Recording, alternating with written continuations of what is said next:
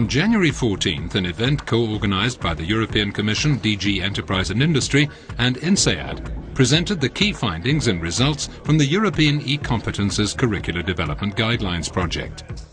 A finding from the research is that to remain competitive in today's global knowledge economy, firms need e-competent ICT professionals. That is, professionals with both IT and business capabilities.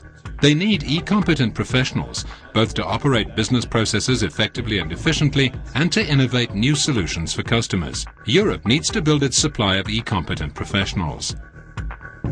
Many firms depend on e-competencies not simply to operate efficiently, but also to innovate. In the past, information technology has been very good at efficiency, cost reduction, streamlining, standardization of process.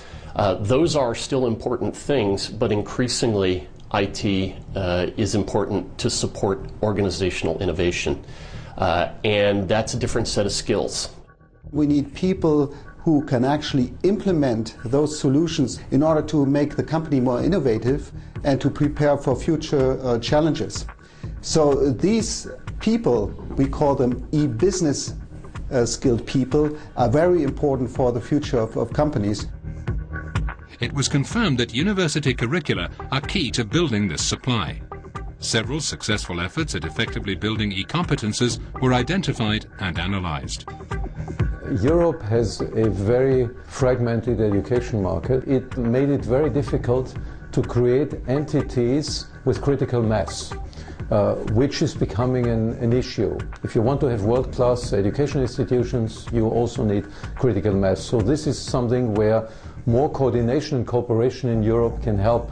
Until now, we tend to have research programs focused on technology, not on implementing technology, not on using technology. So I was trying to push more research programs towards implementation, management, innovation, instead of just producing new technology. What we need to do in Europe, you have education and then you have a lifelong learning. We will be, able to learn, unlearn and relearn the whole, life. But it's a very dynamic environment and we are part of the globalization. So there's a lot of, competitors and they are not sleeping, obviously.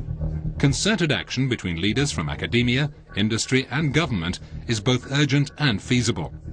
In the report, specific actions that leaders can take to build the supply of e-competent professionals and strengthen Europe's capacity to innovate are recommended. I think the universities still have a big responsibility to provide foundational skills.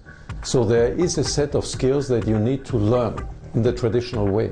But there's an increasing set of skills that you can only learn close to the real world.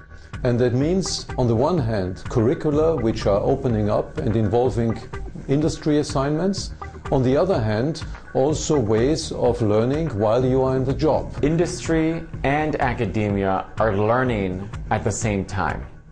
And they can't learn on their own. They have to learn with each other through this, because the roles of IT are changing dramatically, and they're changing so fast that basically industry and academia are doing as they're learning as they're doing.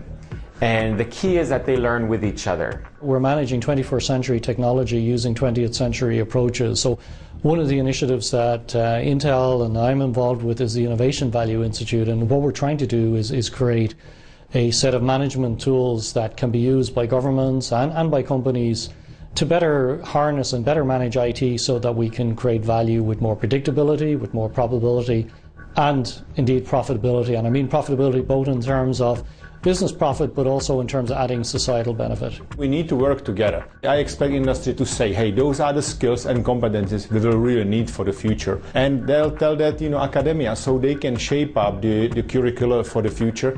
And the public sector, I expect governments to really incentivize those universities promoting the competencies and skills for the 21st century. The European institutions can lead by example, by recommendation.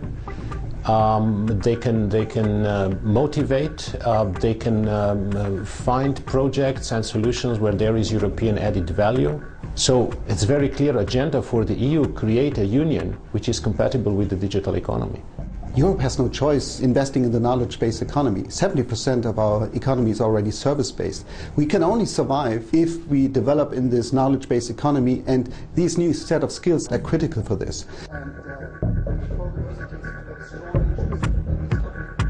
The ICT is a major empowerment with which we can make people more responsible, more powerful, more creative. Because we all know we are heading into the knowledge economy, we are heading into the creative economy. People will be the main resource, and the EU will be about 6-7% of the global population. And if we don't make the best out of the people through education in ICT, then we will not count even the 6 or 7% globally.